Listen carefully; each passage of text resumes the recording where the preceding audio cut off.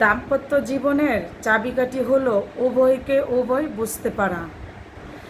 স্ত্রীকে ভালো রাখা মানে ভালো খাবার, ভালো বাসস্থান দেওয়া মানে ভালো রাখা নয়। তার আর্থিক শান্তি খুবই জরুরি। সবাই বিলাসিতাতেই সুখী হয় না। একজন স্বামী মানে তার হাত ধরে তার স্ত্রী সব ছেড়ে তার হাত ধরে সারা জীবন কাটিয়ে দিবে, যার ফলে তার সর্বগুণ থাকার প্রয়োজন।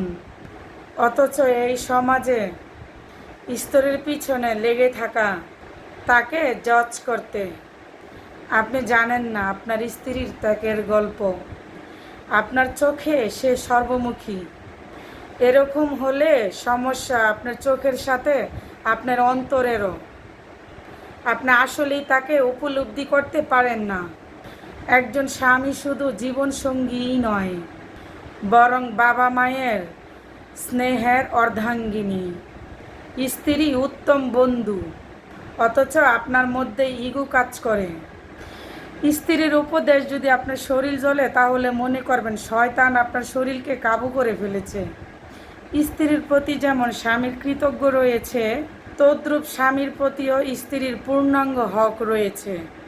সংসার জীবনে কলহ আসবেই, যেন সেই কলহ জবান দিয়ে যেন এমন কিছু বের না হয়ে আসে, সেটা সাংসারিক জীবনে বিষাদ করে দেয়। জীবন কেটে যাবে, কিন্তু জবানের যে গা তৈরি করছেন, এটা কোনো মলমেই কখনোই যাবে না।